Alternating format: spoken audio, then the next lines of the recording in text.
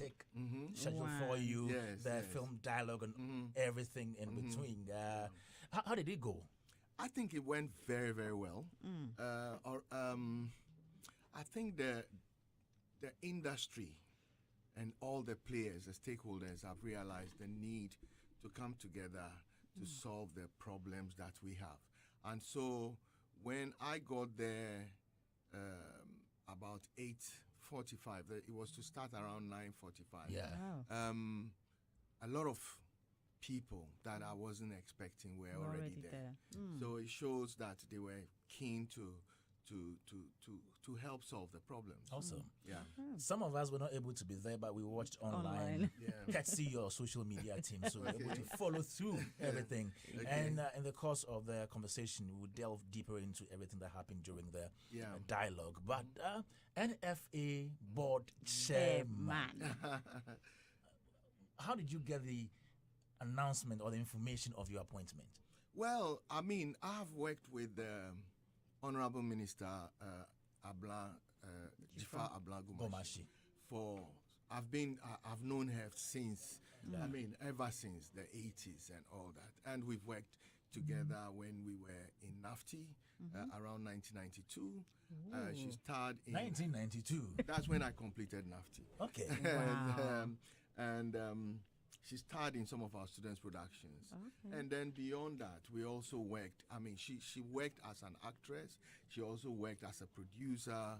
And so along the line, we were working together all the time. So I think seeing the depth to which we have sunk as an industry, she felt that I should, be given a chance to help.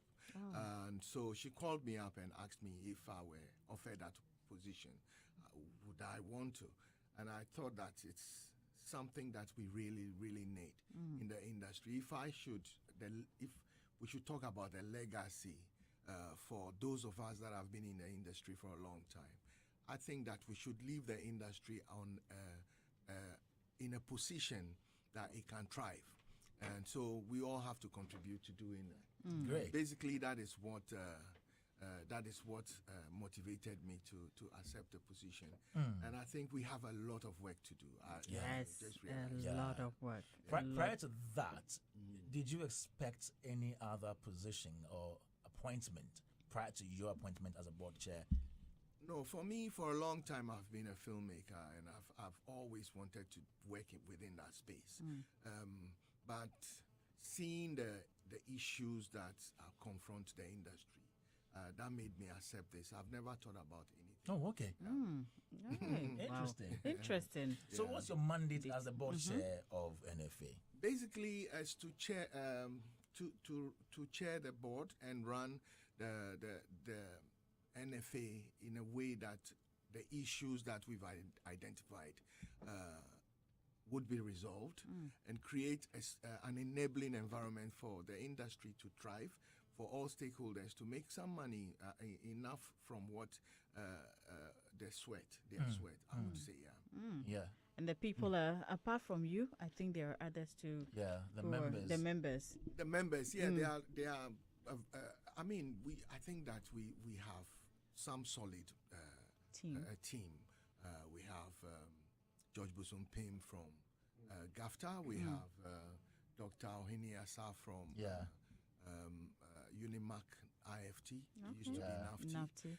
We have Aseye Tamaklo from the Women in Film. We have this gentleman, White Cross, from the crew team. Alejandro Peterson, White Cross. And then we also have Idikoko, Augustine Abbey, for Five Park. So we have quite a wide range of... and Kafri Danku, as the executive secretary, also a member of the board. Yes, okay, all right. And so far, with all these people coming on board and you sitting down to analyze everything about the industry, how has the conversation been so far amongst you all? I think that we've always been, since we started, we were inaugurated on the 4th of August. And so we're just about a month into work. But we've all realized that there's the need to work faster than anybody would expect. And you see what we've done with the National Film Dialogue. Right. There's a lot of work that we have planned. And we're all speaking from the same page. That is the good thing about this particular board. I'm so excited that everybody's geared up, everybody's ready to contribute. And we started by setting up some committees that are supposed to look into specific areas. Already. In terms of, we have a distribution and exhibition committee, we have a classification and licensing committee, we have the policy committee, because we realize that these are key things that need to be moving quickly so that we can start solving the problems. We've also identified the 1% agenda that we have, and I think that we will get to that. We will get to very that. controversial. Yes. All right. So there's a lot that we started doing already. Can we go to the dialogue? Okay, dialogue held 3 days ago. Yes. Okay. Did you or have you achieved the purpose for which that dialogue was organized? Yes, the dialogue is supposed to be an avenue for stakeholders to come together and engage frankly on the issues that are confronting us, and also for them to let us know some of the solutions that they would prefer for the problems. And so we think that we've actually achieved the objective, because even the participation alone was very, very impressive.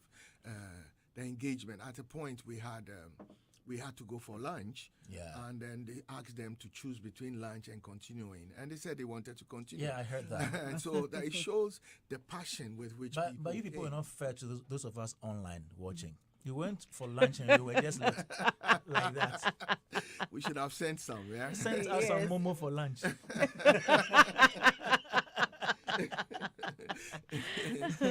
Wow. Yeah, that was good. That was good. And considering the conversations that came, especially for, I'm sure when that opportunity was given to people to ask questions or contribute, some of the contributions that came in, were you surprised? Were you expecting them? If you worked in the industry for this long that I have been, you shouldn't be surprised, because we all know what the problems are. The problem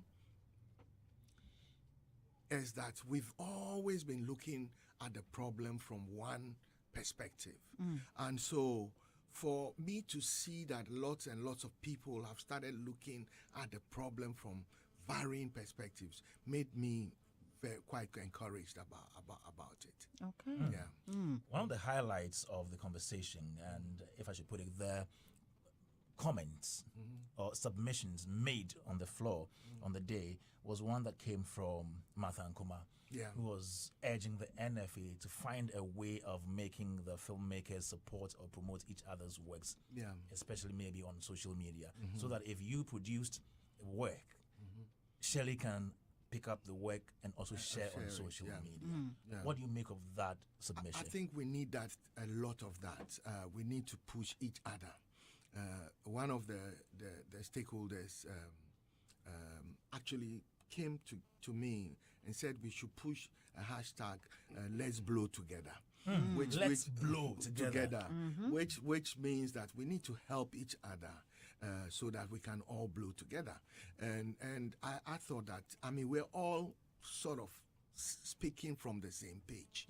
And it's very encouraging that everybody's talking about unity and also helping each other, pushing each other. There was talk about actors when they act in films, they need to be the vessels that can be used, or the channels that can be used by makers of these films to help promote their content, because they have huge followers, and in a situation where cost of publicity is really high, it becomes necessary for actors and everybody in the ecosystem to join hands to push the agenda. Sounds a good idea, but do you think this is feasible? Is it something that can happen, looking at how egoistic creatives are? Do you think people are going to support other people's works? Well, out of their own volition. As a communicator and someone who's worked in the space of advertising and all that for a long time, if we put something in front of them, and you said we'll come in to talk about it, an agenda in front of them, the focus, strategic focus in front of everybody, and they all buy into it, I believe that we would start getting over that issue of being self-centered, individualistic, so people would be looking at a bigger picture and try to contribute to it, because we are in a boat that is more or less sinking, or it's not even moving forward, or we're trying to paddle but we are not moving. And so it is necessary for all of us to paddle in the same direction so that we can get to the destination we want. There was also another one, I think, from Kofi Asamoah, and he spoke about partnering or talk to Netflix so that, we can work together as a country and the institution. Yes, a lot of submissions came. What we've done is recorded all of them, and so they are being transcribed and put together for us to look at. Yes, Kofi Asamoah talked about collaborations. Collaboration is one of the things that has made Hollywood and other film destinations big.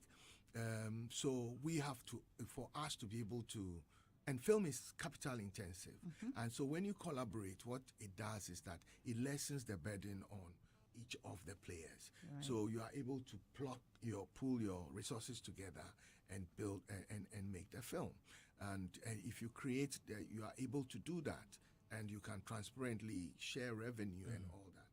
Then it encourages other people to also get into that. Awesome. We need to start doing collaborative work. If you watch Hollywood films, and as the film is about starting, and you care to look at the opening titles and credits, you would see that there are a number of production houses that are 2, 3, or four, more. that are partnering. It's because it's expensive. You can't quite find capital to produce that particular film. So you need to pull your resources together to achieve that. So it's a good call from Kofi Asamoah. And I think a couple of others, even Martha also touched on that. Yeah. Okay. And another one, Lewin said that the mode or medium of communication, which is English, is a problem for some of them. Is it a concern to you? Well, when he spoke in Twi, I did not understand, because I don't speak Twi. I'm an Ewe. I try to understand, and I doubt if I spoke Ewe, he would even try to understand. Do you understand? So it's a big conversation, this thing. But what I know is that the NFA, we did not prevent anybody from speaking their local language. Exactly. Anybody that wanted to speak their local language was allowed to speak. And you see, sometimes some of these comments take us away from the objective. True. So we tend to, it becomes the news. And if I'm on a platform that you're also on, if you read through the conversation yesterday, you realize that everybody was talking about, the language and all that. Why it is rather important for us to talk about the issues that we raised. How can we move from where we are, rather than the language that we communicated in? Do you understand? So for me, I don't think that is as important as they are trying to make it, because we did not prevent anybody from speaking their local language. Right. We had people from Tamale, they selected their president, and he came with a written speech and read it in English. Mickey Osebe, he spoke a mix of English and Twi, and we all understood it. And so it's important for them to know that the NFA did not prescribe only English as the medium of communication. Right. And you did you're giving an amazing presentation. Which is the plan that you have. Can you take us through that? Well, we've always been talking about the problems facing the industry. And most of the times when we get to these dialogue sessions, what we do is to focus on the problem are not the solutions. So I felt that it was important to look at how to provide some solutions and direction for us to start focusing on and looking at. I felt that from my research, listening, keeping my ear on the ground, most films that are produced locally hardly have audiences up to 10,000 people. And if you have cinema, we have just about two key cinema houses in Accra, the Silverbeds in Accra, in fact three, West Hills, and Snap that we also use, which is the AMA place. So there hasn't been any spaces for us to really extend the legs of our films. And the same thing is in Kumasi. I think it's just about one location, and then also in Tamale about the same. So it means that we have little opportunities to get our films out to the people.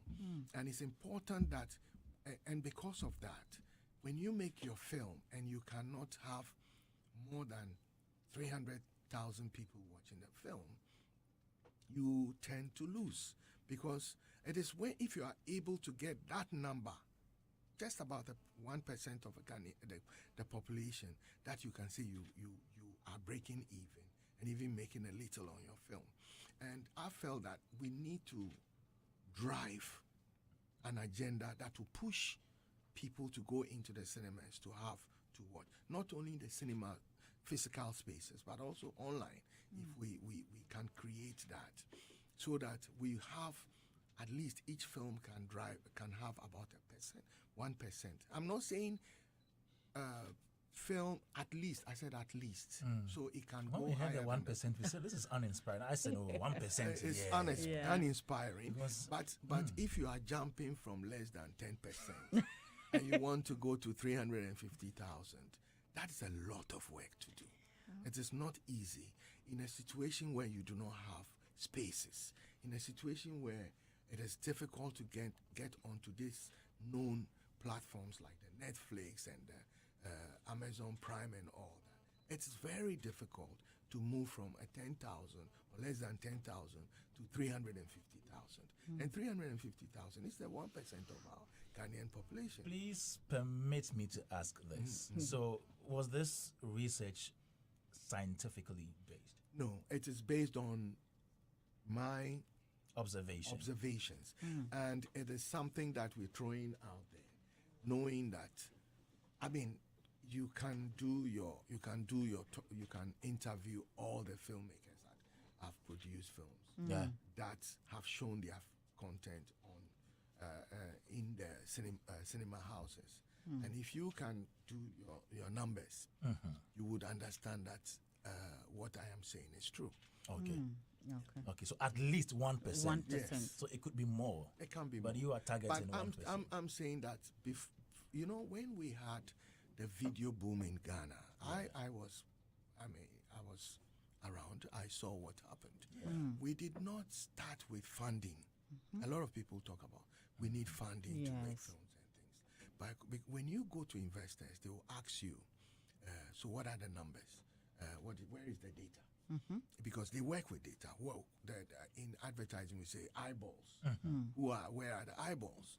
People that are coming to watch the content. And so if you do not have a system where you can say that these are the numbers that are coming to the cinema halls and to watch the films, it will be difficult for you to attract investment. And so we felt that the first thing we have to do is to drive people into cinema halls, get the love for Ghanaian films back. Because when the video boom happened, I don't think we had a film fund anywhere.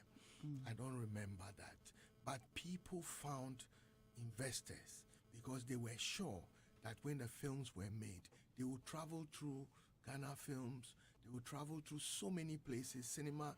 We had video centers dotted in every corner of this country.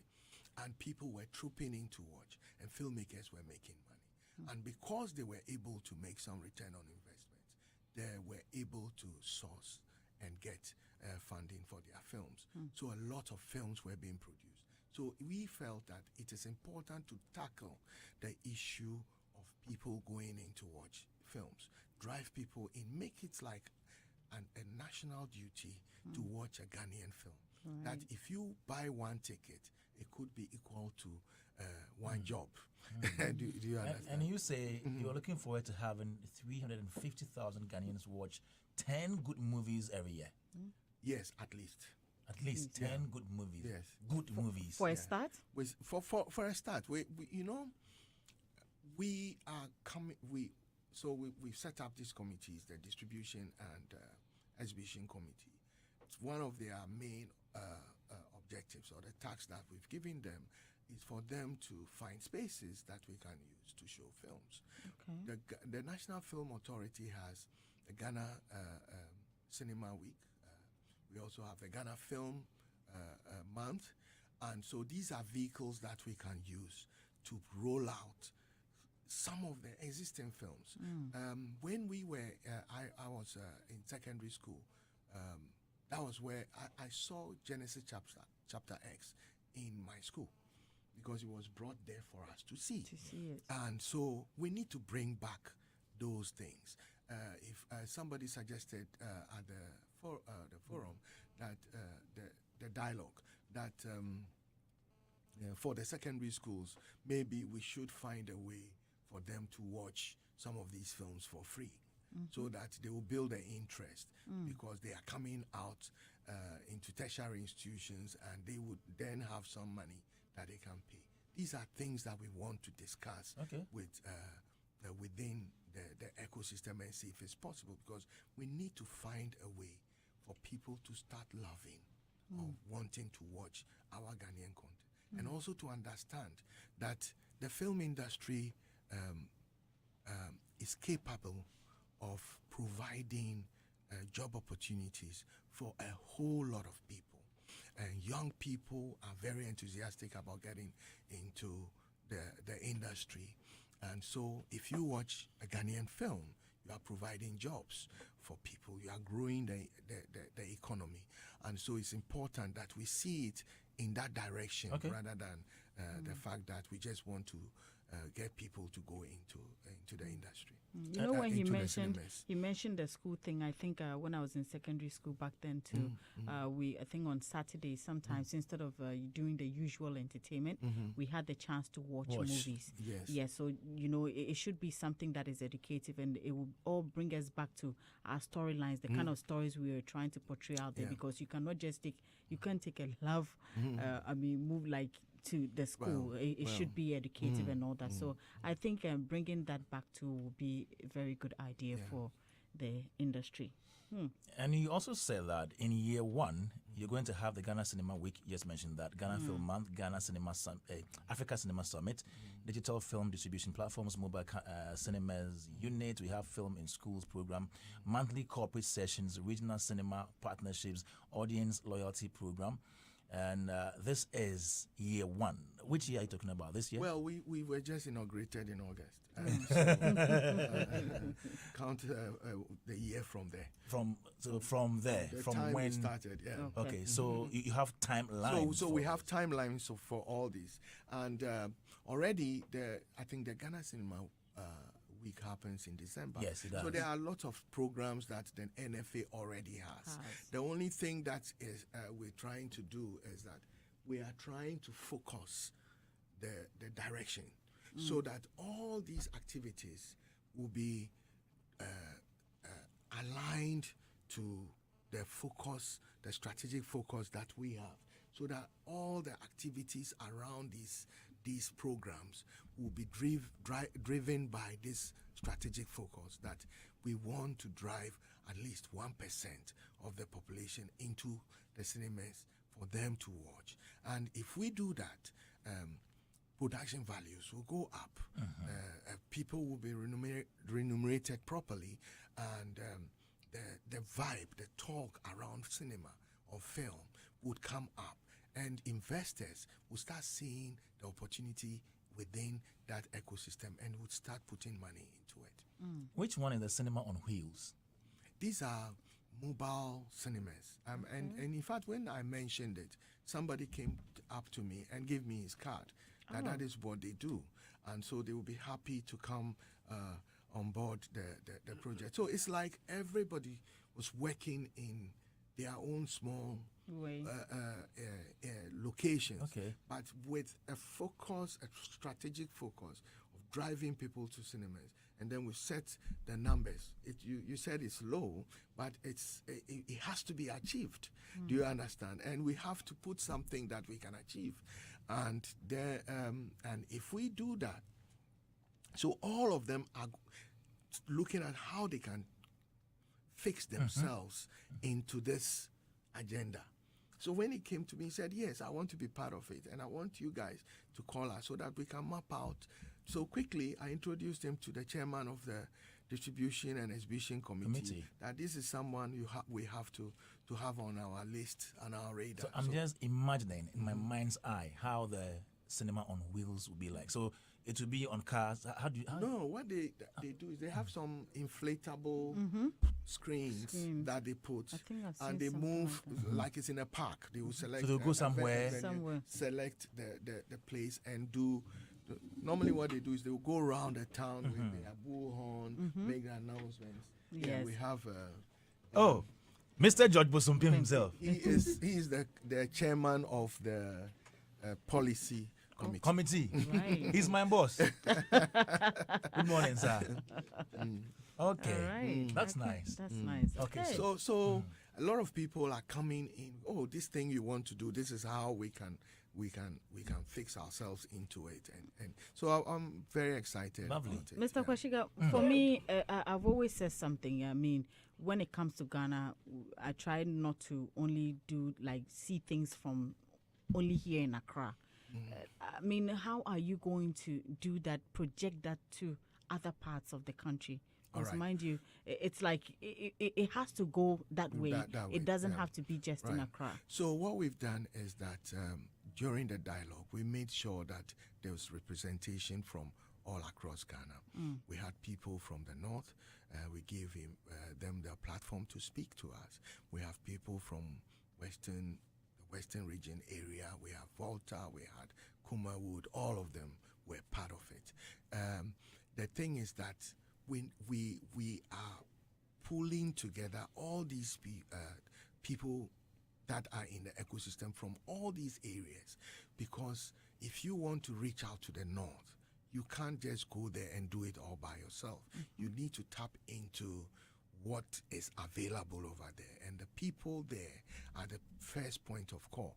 So what we were doing with the dialogue is for them to see our strategic focus, what we want to do, the vision that we have for the film industry, and for them to discuss it and buy into it. Okay. So now they are all going back to their regions. Okay. But then we have established connection with them, and we are going to use that connection to push the agenda that we have. Okay, and then when it comes to let's say the organizations, associations like the Actors Guild, the Film Producers Association of Ghana, there are quite a number of associations, and some of them, there seem to be challenges, especially with the Actors Guild for some time now. We don't know what is. I know they are in court, but we don't know. How are you going to manage all these institutions? Because definitely they all need to be a part of it. Is it going to be a thing that you're going to speak to them, bring them together? How are you going to manage all of them? There's been a lot of suggestions in that direction, and so we would be having post-mortem of the dialogue for us to understand what we have received from our stakeholders. And so the Actors Guild issue is one of them. There was also a lot of talk about guilds being not working well, and so that is something that we are also going to be discussing. For us, we will be very happy if all these guilds and associations are structured properly and can contribute to the vision that we have. So we will make sure, we will try as much as possible to have some engagement with them and see how we can resolve some of the problems. All right. And the National Film Awards. Yeah. What's the inspiration behind this one? Well, it's important that we have an awards program as part of our agenda to push interest in Ghanaian films. Now, award shows provide recognition for films and the players in the industry. If we are able to put that together, when you have that, it throws the light on the winners as well as the whole industry. Okay. And so it is important that we have something like that. There are a couple of them that are there, but we need to have that National Film Award. So this will be organized by NFA? NFA? Or would you we have outsourced to somebody to organize? That is a discussion with them. Oh, there are business people all around the place. So I mean, Robert is here. Robert is here. The house is in the mix. Yes. In the mix, they can even take it up and do it for you. Yeah, but it's important that we have something like that. Okay. Because at least leading up to it, there's going to be a lot of conversations about which films are in the running to win.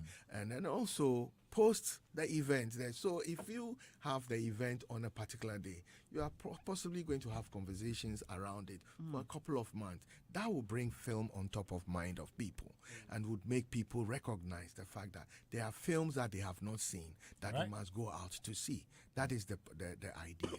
Okay, Daybreak Hitz on Hitz 103.9 FM. We have in the studio Mr. Ivan Quashigah. He is board chairman of the National Film Authority. Also here with us is Mr. George Bosumpim, who is the PRO for the Ghana Film and Academy. Ghana Academy of Film and Television Arts. Ghana Academy of Film and Television Arts. Yes. GAFTA. He's here with us, and he is the in charge of policies? Chairman for the policy. Yeah? Okay, he's joined us as well here. But Doreen, let's invite Adam and Robert. 2nd August and Robert maybe bring in the questions before we continue. Good morning, gentlemen. Good morning. All right. Should we start with Adam? Yeah. Mr. Thank you very much. And I mean, I'm really happy to see the inclusiveness of every stakeholder in the movie industry, the kind of energy they all want to, with which they all want to see the movie industry succeed. And I think that we need to quicken the pace. Like you said, it's one of the reasons that you thought it was necessary to take up this position. Now, that notwithstanding, I think I saw you display some measures which you are adopting to be able to nip some of the problems in the bar, like passing the LI and its operationalization, enabling policies for film development, the 350,000 Ghanaians, that's 1%, the 16 mobile cinema unit, digital platforms with 100,000 plus Ghanaian films, 50 film clubs in schools, universities, 10 corporate partnerships secured, then activate the film development fund, seed money among others. I think they are very important steps in addressing the problem. But I have a little worry about the research. I mean, when we ask about the 1%, whether it's scientific based, you made it. You made us know that it is something you propounded. I want to suggest that it will be very crucial that professional research bodies like KPMG, among others, are, made part of this revival process, so that some of the, problems, because research helps us identify some issues. At times, more revelations and get us to the root causes of the problem, so that we do not attend to solving the problem from a certain direction where the root cause is somewhere. So I will be very happy to see some of these professional bodies drawn to you in your path to, turn things around, so that it can help you adequately solve the problem. Because especially with the 1%, benchmarking is very important, so that you get to know where you were and where you were going. So if you are benchmarking against scientific data, then at the end of the day, you can know that, okay, we've crossed this 1%. So that in the subsequent years, that can also be used to as benchmark. Then it makes things easy. So for me, that is my only, call, that we should ensure that research. When the Deputy Minister was speaking, he was calling on the academia to come in the area of research, because, in all other sectors which are doing well, from banking and finance to tourism, among other areas, research is very important. And recently, you've seen what research is doing in elections.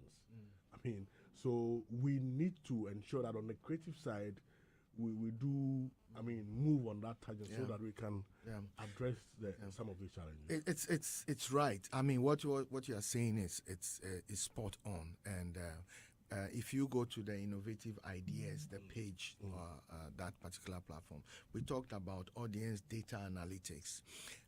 Apart from knowing the numbers that are trooping into the cinema halls and also watching online and all that, it is also very, very important that we know the stories that would resonate with our people. It is not only finding the numbers that are going to watch the films, but we need to start as creatives, do research to know the kind of stories that we have to be producing.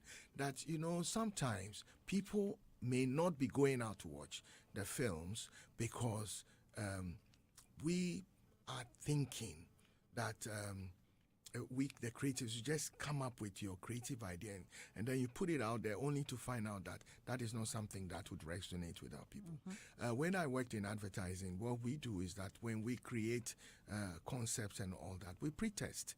And so sometimes it's something that we can introduce into the film industry, where when you have your log line and your synopsis and all that, you can pre-test your and that is scientific, that you can do and get results, and you would be able to know how to fashion out your production. You can also pre-test your casting, because there are people that have impact on the film that you are going to make, so that if you combine this person and that person, you will know that you'll be able to draw people into your cinema house. So it's very, very important that we start looking at research as a fundamental part of the film process. All right.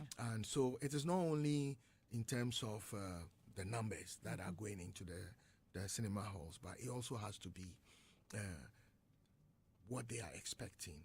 How do we produce in a way that as soon as you roll out, you know that you are touching on issues that interest them and for which they would want to come out to go in and watch your film. Kwame, a quick one to Mr. Posompema. No, reserve that comment. Let Robert come in. No, write it down. Write it down. Because he will speak, so write it down. So write it down. When he gets his time, then we ask that question. Rob, please come closer. Thank you very much, Kwame, and a good morning to the listeners, and obviously my senior brother here. From the days of wearing the white linen till date, right now they've changed the colors. Are you for real? Robert. Man a bad man. You almost want the white. Okay. So first of all, I'm glad that Mr. Q is the chair, because filmmaking is not just about the artistic expression. There is always the business undertone. All right. And this man right here has been through the mill from his. I mean, I knew him when he was at Advantage Productions. You know, and we've seen the works is done with respect to things we do for. It's like, you know, being in the space, quite a number of things. So. Yeah. He comes with not just the technical know-how, but also appreciates the business. In fact, the fact that he was even able to say that there was a session where Wodemaya took him through some rudiments about YouTube, that shows how open he is to learning from the people who are getting it right and wanting to implement those things. And he's already doing it. And so right now, then he spoke about how successful he's been with respect to YouTube, elevating his game in that particular space. And he's tried stuff and he's seen the works. So he's experienced from YOLO. So basically, I'm just happy that he is there in addition to every other person that is in that particular space, because the business component is always important. Now, the second reason why, again, I'm happy is because, you know, we've been saying here that where is the roadmap for the other agencies who are working? Right. We have a roadmap here. Yeah. So we have a sense of direction, a sense of idea that this is what they're about, this is what they want to do, this is where they are heading towards. And so it makes it easier for us to be able to follow. We've been told that August is when they were inaugurated. So what it means is that when they say year one, it means August to September.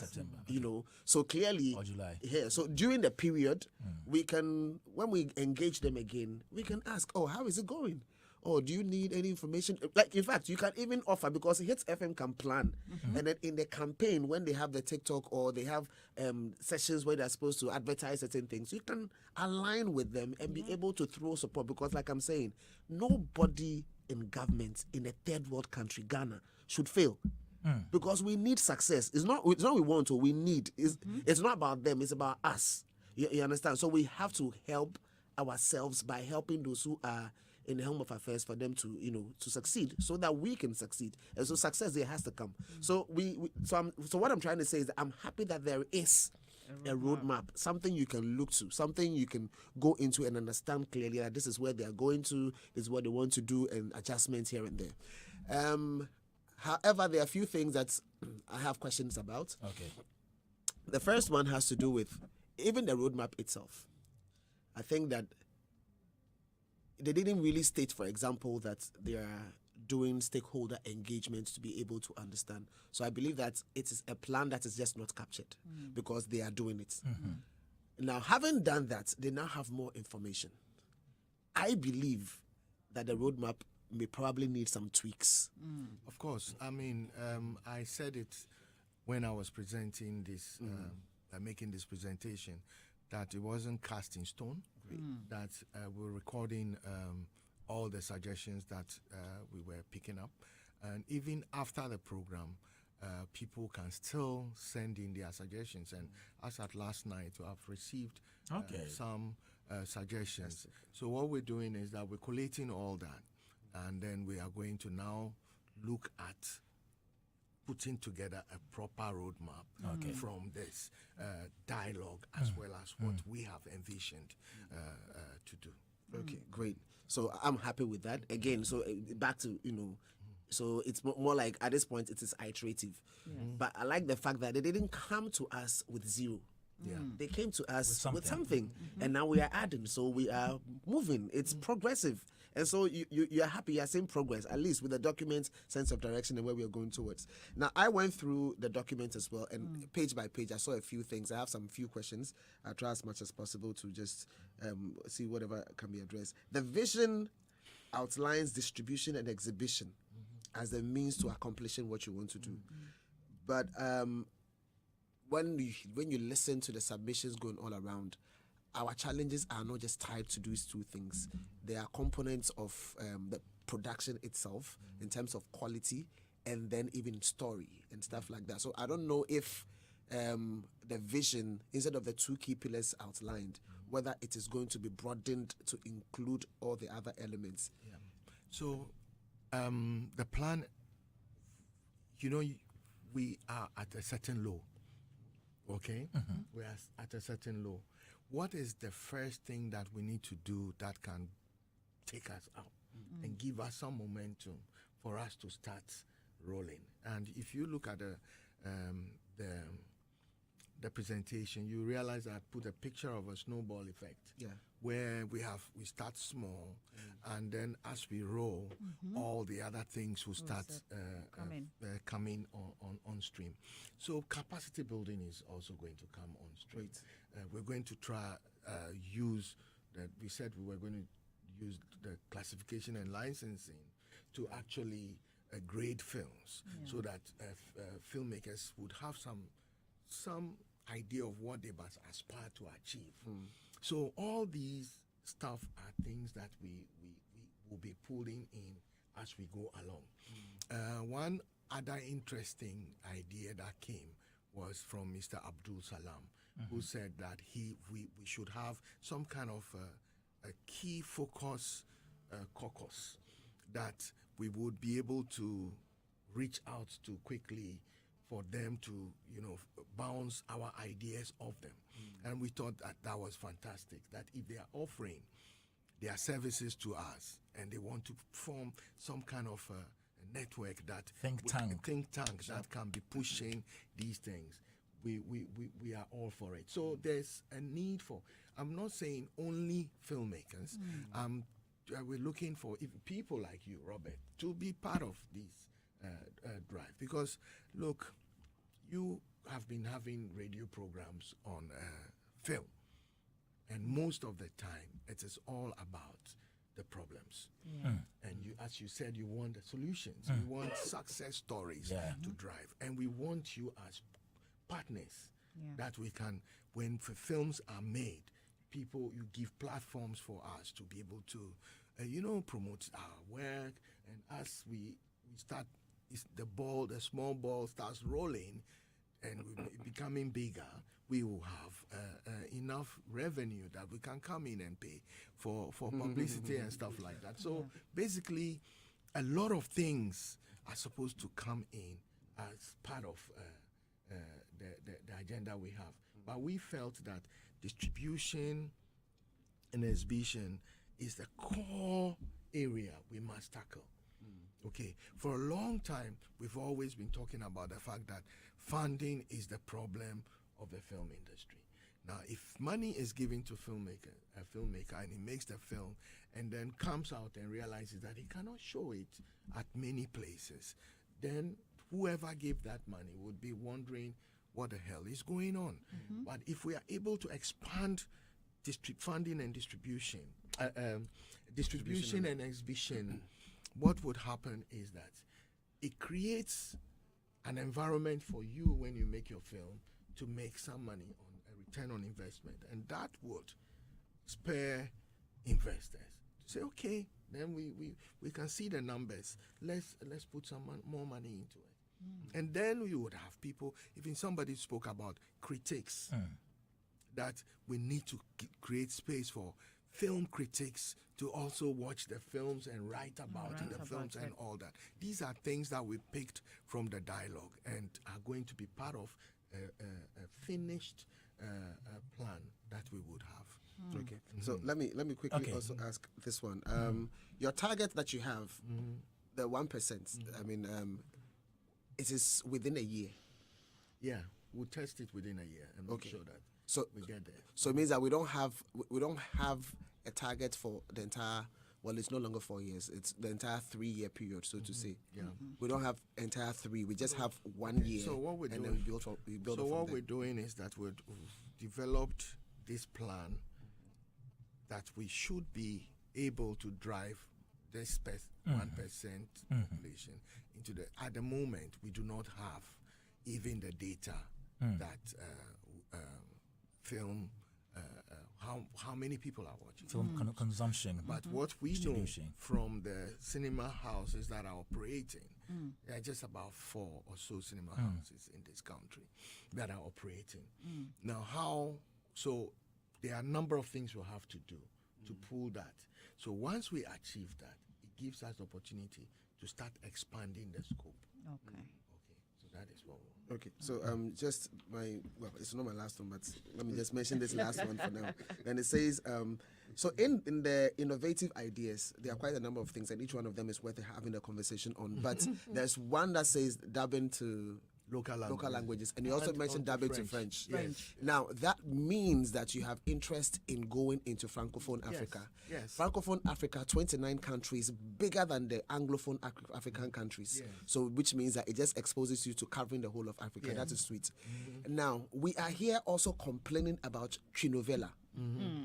And the fact that our TV stations have been dubbed for Tree. However, the content is in there does not reflect our culture.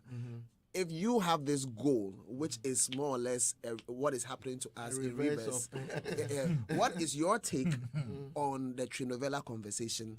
And you should let George also speak. Okay, I think George is also a board member and chairman for the policy committee. So, George, take the microphone, please. I think this, for me, this is the easiest thing. You know why? We are not going there to go and do their local languages and things like that. That's the first thing. The other thing is that you should also not forget about the Pan-Africanism thing, where we think that Africans, our cultures and our lives are interlinked. You know, so basically, if you look at even the kind of productions that come on our networks these days, the African bit, we would want to. If do you think that are we complaining about Nigeria today? We are not. Because we see them as our brothers. When we see their productions there, we accept it. But as soon as we see the Koreans and things, we start making noise. Because we see them as one of us. we are basically related. Before this time, we had Utna.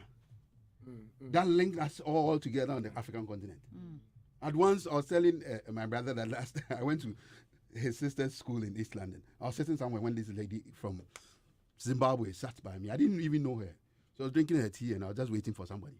Then she came to me and said, "You look very familiar and I think I know you." I said, "Where do you know me?" He said, "From television." I said, "Television? Where do you come from?" I said, "Zimbabwe." So I used to watch TV theater in Zimbabwe. Many years ago, yes. Zimbabwe. In Zimbabwe. Yeah. This when the last time I acted? 1998. That's the last time I acted. Yeah. And she had reference to that. Because of Utna, because of that African unity thing and all those things. And we should be driving that kind of thing. Besides that, the economic bit about it. It's huge. And it's not something that we are starting now because of just the NFA. Okay. NAFTA was doing that already. With Fasei as the lead, who is also on the board. Yeah. Okay. You know, so it's something that we are. Canal Plus is coming, so. So that's cool. Yeah. I mean, we can place our films in there. The truth is, people are doing it. Why are we not doing it? Okay. So what it is for the Ghana situation, the 70-30% will be achieved when the LI is passed. Well, I mean, it's content thing. It's local content thing. We will push that. But you see, the other thing that you here also have to help us is to push for the broadcast bill, which has distinctly stated there. That's what I'm saying, the LI. No? Yes. No, isn't that the LI, what we can use to do is to cure some of those things based on classification. Okay. Do you understand? So if it's a chill novella, I don't have to tell you the secret. Not yet. No, classification can help us do that. That's what I'm trying to say. Okay. All right. Okay. Yeah. Okay, Adam. Mr. Busumpim, Senior. As a PR for GAFTA, I was speaking to the NFA Executive Secretary, Madame Kafui Danko, on the sidelines, and she mentioned that GAFTA has donated 100,000 to the film fund. Yes. I want to ask. Sorry, this is radio. 100,000 Ghana cedis. Okay. Thank you. To the film fund. Yeah. I want to ask. I mean, something really had to tease your interest to be able to commit this to the fund. As GAFTA and movie industry, what do you want the fund to achieve for you? And she mentioned that it's open for other support from. What can you tell the world in coming to the aid of the film fund? I think we needed to start from somewhere, and fortunately, I was part of the people who led the task team to bring about the NFA. And so when we are looking at the laws and the formation of basically the construction of the LI, we realized that the film fund was also very important because of what he does.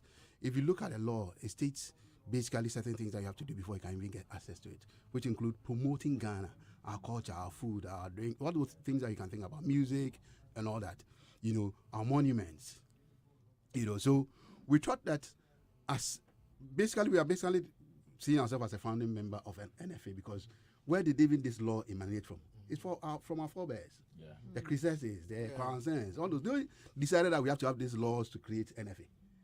Yeah. So if we have gotten to this stage, why not help? So we use our means to get that kind of money. Not that we have 100,000 sitting in our account now to get that money, because of some kind of collaboration that we did with a foreign producer, and they did a film on our main founder of GAFTA, Reverend Hitz. Okay. So there's a film that's going to come back to Ghana, but they shot it in Ghana. So when they shot it in Ghana, we said, look, if you are going to pay us, don't pay us. Give us that money. We'll go and donate to our NFA so that they can start the fund. Yeah. Almost. Yeah. So I mean, and if everybody could, if all the associations, guilds and things could think in that manner, then let's populate it. Then when we populate that, then we can go there and say that, look, I'm doing this film that concerns Ghana, that is promoting our culture, promoting the country, it's educative and that kind of thing. So we can get access to that money. Everybody's complaining about funding. Mm-hmm. Yeah. But who should put the money there for you to take? Yeah. At a point I was attacking ASOC. I said, you are collecting monies. You are not even going out there to go and collect the ones that you have to collect, but government is giving you money on a silver platter. Mm-hmm. The money that you receive, do you put some aside to say that you use it to produce? Every time you are complaining, but you are producers. They are even the producers. But you are not putting some of the money there, and you expect somebody to come and invest in you. It doesn't work like that. So we have shown, people the way. Mm. They could also come and put in money. Besides that, there's seed money that government have to put in there. We have lost out in some time back because of the fact that we didn't have any seed money there. Mm. There were grants that we could have accessed, but there was no money there. They will ask you, where's your counterpart funded kind of thing? Yeah. Mm-hmm. Where is the money from your government? Or where's money from your end to support what you have? What caused that delay? Well, it's basically structure, and because even as at now, we haven't actually formed that committee for the fund. Okay. But it has been opened because I think a year ago or something, Juliet did that and said that we could have some more, one city each kind of thing. But we thought we should go beyond that. Mm. So, this is just a new era, so we'll see what we can do. All right. I think the point is, when are we setting up those who take care of the fund, so that, because that you don't have time. Right. We'll just come out of the dialogue. As I said, we are going to have a postmortem and then also start putting all the suggestions and the ideas into action. So give us just a little time. It will happen. And in fact, we are not wasting time. That's what we've been saying, that we need to start moving and moving really fast. So expect you'll be hearing something from us very soon. But I hope you have an account and you have money in your account. Unlike the creative art agency. There's an account. That's where we even went to lodge this money.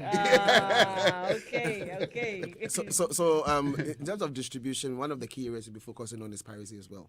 Yes, that's also mentioned in the plan that we shared.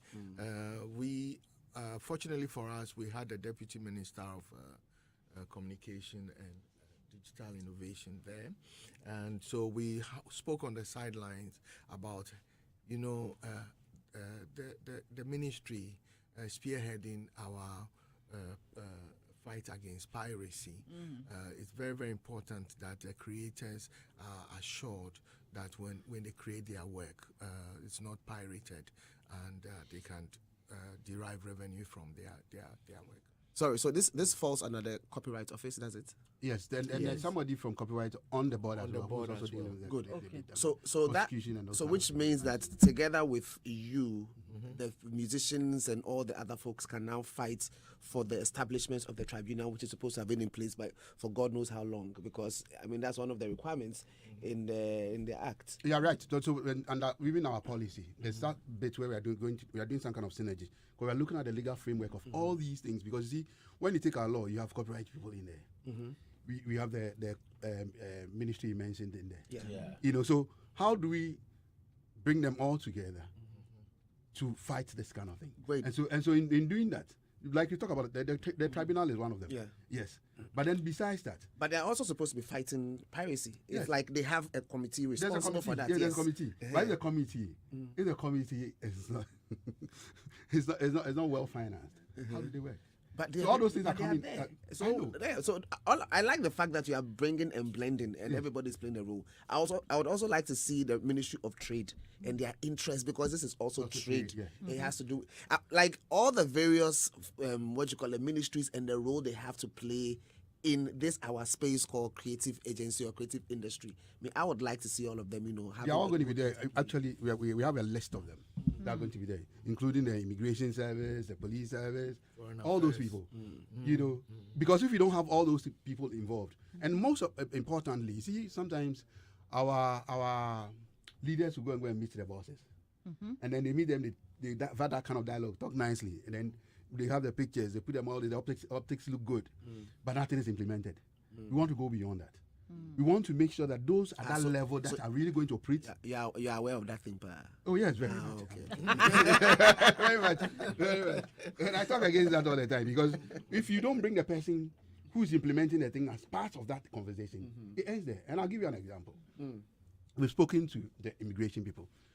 Now we have co-productions, so productions are coming in here. The boss knows about what we have spoken about. Those at the airport, they don't know anything. So you bring your things in there, your corporate in there, and they tell you that they still want to take taxes immediately there. Although you are bringing it in and take it out.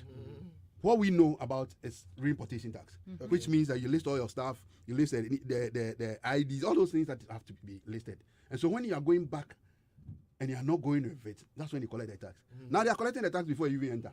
So for instance, I bring in a crew, and the equipment that they are bringing is just $100,000.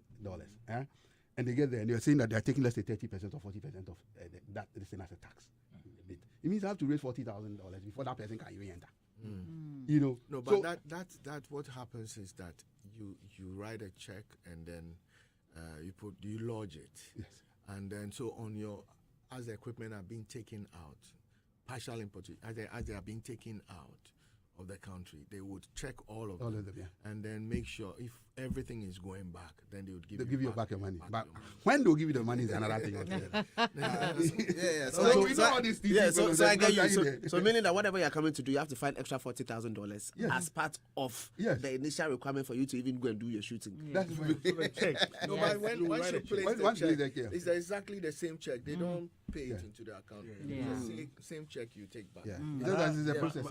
My prayer is, I'm seeing a lot of, high hopes from, those who are looking up to NFA among others. My prayer is that the current NFA will not be having that back and forth. That's the board and the leadership of the NFA will be in tune, so that you consider the interest of the film industry and what people are looking up to, and the legacies you can leave than and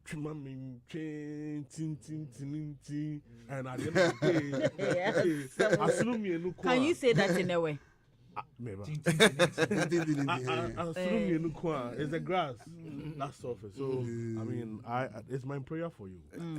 Thank you. There's also a lot of conversation about the value chain and the fact that we have knowledge and skill deficits and even company deficits. So for example, you produce your movie. Ideally, it should be licensed. Somebody is responsible for licensing, marketing, distribution. So these various companies that are supposed to be in the value chain, because of their absence, you now have a film producer done and literally begin exactly. So what are we structurally, value chain wise, in terms of the analysis and trying to close the gap? What are we also going to do in that particular space? And then the knowledge and skill deficits. I don't even know if NAFTI, they train them on the business side of. I'll talk to that. So those are areas of huge concern. Okay, so in terms of the knowledge thing, yes, we are working on that, because during our time, that's my senior. During our time, there's nothing like film business. Now there's a course called film business. Oh, nice. There's a course called producing. What the new structure, because of the merger, is doing is that we are putting some of these. Unimac. Yes, the Unimac. Because of the merger, we are putting all these things under different departments now. First, it's basically like a subject that is taught, you know, and now we are broadening it up. So you can come there and become a producer. Okay. You know, first it's us. I mean, we finish school and we are writing our own script, running around pitching and doing that kind of thing. After that, when you finish, you have to also go and look for the money and come and produce. You understand? But now we are looking at it from that angle. So that bit is there. And then we're also opening up, the IFT is opening up for those who have not been to formal, I mean, going through the formal training. Right. And so we have certificate courses, you know, and short courses. And then we do it for even groups, you know. So very soon we are doing an opening there. I'll invite you. Okay. So that you all come and look at what we do and what we are set out to do. You know, and then also help us because, sorry, infrastructure is another problem. Yeah, Because the we have value the chain, deficit. yeah, the So deficit. we have to look at all those I kind of think things. the NFA itself, we are also looking at capacity building across board. I think some of the comments, suggestions that came during the dialogue was that we need to, you know, raise the standards of filmmaking across Ghana. And so there is an idea that we may have to go to some of these places like they called it what, Tallywood, Tamale. There's a So that we go to these places and, you know, organize some kind of crash courses in order to lift the quality of their films. Obviously, this conversation looks like we'll not finish now because I have quite tons of stuff. But let me just mention my last one, and then hopefully we can. What are the plans for incorporation of content creators, new media, that kind of vibe? When you look at YouTube, and the fact that one of the most streamed songs is Baby Shark, which feeds the kids, and we don't have movies and animations and stuff like that for our younger ones. What, like, are there things that are being done intentionally to be able to preserve our culture? We training our, you know, like all of these elements. So it would be nice to hear something about it. Well, in the even though we can't past, discuss the it. past NFA team had space for game development and all that. And then during the dialogue, there was somebody who spoke Jesse, about content. Sukamel. Who spoke about content economy and how we can create the avenue for content creators to make money on Facebook, TikTok, and all that. So these are things that have been suggested to us, and we've picked on, and we are going to run with and see how it flows into our strategic vision for the NFA for the first year and the years going. Okay. The animation that There we was spoke about. there was a The speaker. animation that we spoke about, yes. But I mean, for the past, I think, 4 or so years, GAFTA have been very much interested in animation association. You know, GAFTA is an umbrella body. So, you know, so the animation association, they really concentrated and pushed them. So if you look at Asantua, you know, all those films that have been done recently, is it 28th February, and all those kind of things. It's because of that. Okay. The idea is to get into the market and make sure that we are pushing this thing down there for the young ones to, you know, watch, rather than the things that they are seeing these days. Because even some of the things, if you look at it, they do some subtle things that you see, these gay things and all those things, and make it look as if, you know, it's good to be whatever. Anyway. All right. Somebody We have spoke, a some rep messages from, here. a Adam. quick one, I beg you. A rep from Silverbird Cinemas was talking about the gap in the distribution. And he mentioned that we do not have license, as he was speaking, registered line or licensed distributors who would have gone for the production from the producers and taken around the country for them to make money. You want to achieve 1% of the population at least. How do you fix this problem? Well, I mean, this is what distribution companies that are specialized distribution companies. I think they are absent. We don't have any company like that in Ghana.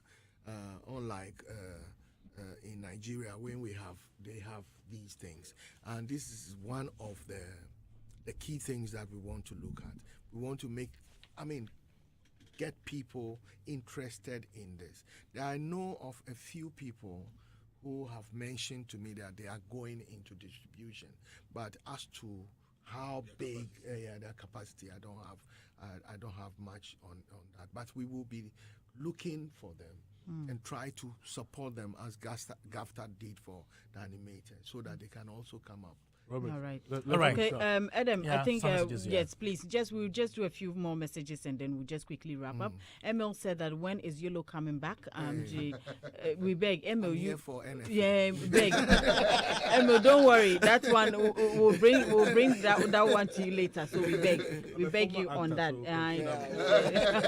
And also, Nia Klama one says, do we still have Ghana movie industry? That's what we're discussing this morning, bro. Please, we still do. He goes on to say that what we have now is telenovela industry. And then Adriba says, great man in the seat right there. That's Mr. Ivan Quashigah. And we have everybody's here as well. He says, oh, Edem did that one. You can deal with Edem on that one. I can see Edem pressing something. What is that? What is that? Normal default. Yes. DJ Dev says, yeah, it's very bad looking at whatever effort the government is ready to put into the